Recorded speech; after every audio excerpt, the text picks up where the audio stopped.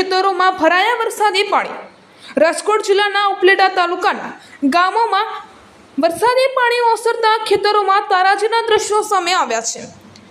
12 ઇંચથી 17 ઇંચ જેટલો વરસાદ પડતા ઉપલેટા તાલુકાના ગ્રામ્ય વિસ્તારોના ખેતરોમાં પુષ્કળ પ્રમાણમાં ધોવાણ થયું છે અને ખેડૂતોએ વાવેલા કપાસ, મગફળી, સોયાબીન, એરંડા, મકાઈ, જુવાર સહિતના પાકોનું ધોવાણ થઈ ગયું છે, જેથી ખેડૂતોએ ભારે નુકસાન થયું છે અને સાથે જ ખેતરોમાંથી માટી ધોવાઈ ગઈ હોવાથી નવું વાવેતર કરવું અઘરું બન્યું છે, જેથી ખેડૂતોએ SDRF યોજના અને अन्य विशेष पैकेज जाहिर करी અને સહાય ચૂકવવા માંગ કરી છે। નામ અને વિગત। મારું નામ ડાયાભાઈ ગજેરા, ગુજરાત કિસાન સભાનો પ્રમુખ છું।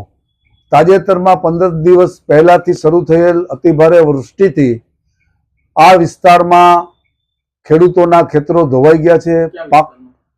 ઉપલેટા તાલુકાના સમઢિયાળાથી લઈ અને ભીમોરા સુધી, ધોરાજી તાલુકાના મોટી મારડ, પીપળિયાથી લઈ અને છેવાડાના છત્રાસા સુધીના ગામડાઓ ની અંદર પાણી ખૂબ વહ્યા છે અને એને કારણે ખેતરો ધોવાણા, જમીનો ધોવાઈ ગઈ, પાકનો નાશ થઈ ગયો। ઘરવકરી ગામડાઓની અંદર ઘરમાં પાણી ઘૂસવાથી ઘરવકરીનો નાશ થઈ ગયો છે। એ જ રીતે ખેડૂતોના જે સાધનો છે એ બધા ખેતીના સાધનો પણ તણાઈ ગયા છે। પશુપાલનોને જાનહાનિ થઈ છે। આ બધી ભારે નુકસાની અંગે સરકાર સર્વેની વાતો કરે છે, પરંતુ અમારી ખેડૂતોની માંગ છે કે તમે આ નુકસાની અંગે તાત્કાલિક કેબિનેટ મીટિંગ બોલાવી અને તમે એનું પેકેજ જાહેર કરો અને તમે શું આપવા માગો છો એ જાહેર કરો। અને બહુ હજારો કરોડ રૂપિયાની નુકસાનીઓ થઈ હોય સૌરાષ્ટ્રના 6 જેટલા જિલ્લાઓની અંદર, ત્યારે ટૂંકી રકમનું પેકેજથી ખેડૂતોને અન્યાય થવાનો છે અને અસરગ્રસ્તોને અન્યાય થવાનો છે।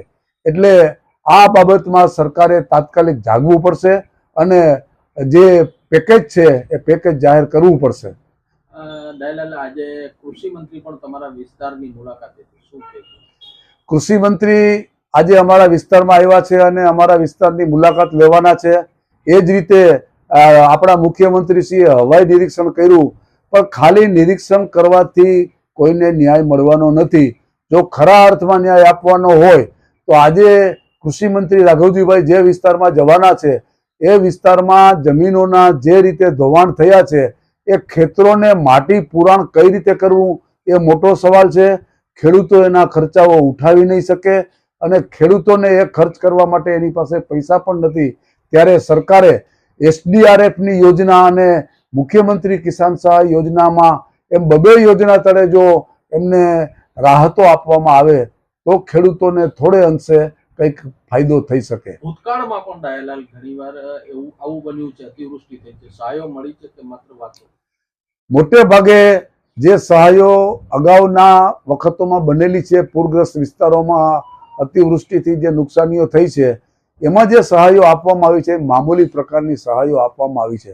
સરકારે ખાસ કરીને જે ગુજરાતની અંદર જે પ્રધાનમંત્રી ફસલ બીમા યોજના બંધ કરી અને તેના વિકલ્પ રૂપે મુખ્યમંત્રી કિસાન સહાય યોજના આપવાની જે જાહેરાત કરી, તેને કારણે 4 હેક્ટરની અંદર 1 હેક્ટર દીઠ 13,500 રૂપિયાની જે સહાય આપવાની હોય એ પ્રકારે ક્યારેય સહાય નથી મળી।